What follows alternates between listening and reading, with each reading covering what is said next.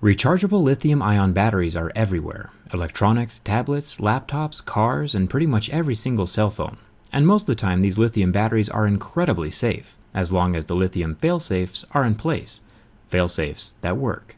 Samsung just voluntarily recalled an estimated 2 million Galaxy Note 7s as a safety precaution, since some of the batteries are exploding inside of the phone. Obviously, random explosions are not a feature that most people look for when purchasing a cell phone. So let's take a look at the Note 7 and assess why it might spontaneously combust.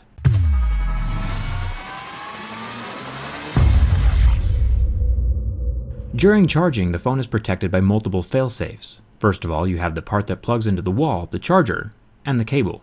If the charger is faulty or not designed specifically for your phone, it can affect the safety of the battery. It can destroy the battery's protection circuit, which I'll show you in a second.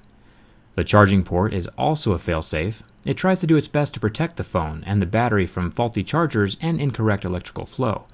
But as a last resort, the battery also has its own failsafe built in. Here's where the battery plugs into the motherboard to receive its juice and supply the phone power. Then we have this circuit board, also called the protection circuit, at the top of the battery.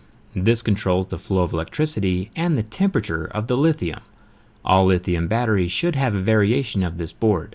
It makes sure that the battery does not overcharge, and it has a thermal fuse of sorts that will blow if the temperature gets too hot, thus protecting the lithium inside from rapid, unplanned, catastrophic disassembly.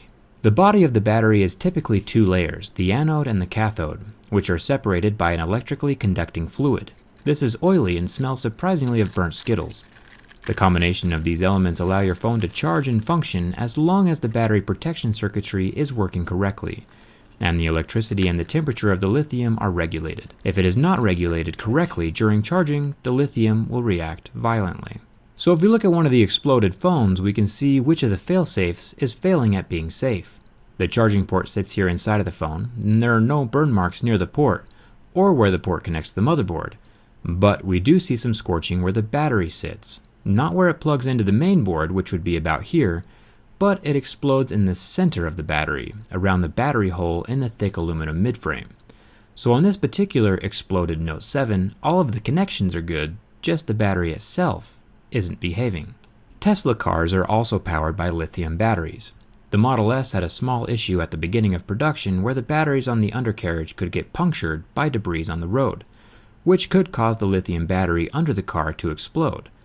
Tesla corrected this problem by adding a titanium puncture-proof underplate to the Model S. But the Note 7 batteries are definitely not being punctured internally, since there is nothing to poke them on the inside, as you can see from my teardown video. It sits on smooth aluminum. So since the Note 7 battery isn't being punctured, that narrows us down to overcharging, shorting, or impurities in the battery itself. A small metal impurity in the lithium could short it out. Personally, I think the problem has to do with the little circuit board failing at the top of the battery. From what I have read about the people who have complained publicly about their Note 7 exploding, is that the phone was charging when it happened. The phone starts charging, and the tiny regulator doesn't do its job, and the battery enters into a thermal runaway, and the voltage regulator can't stop the chain reaction. Since this particular Note 7 battery isn't plugged into the phone right now, my tweezers are acting as the other possible failure point, a metal impurity in the manufacturing of the battery.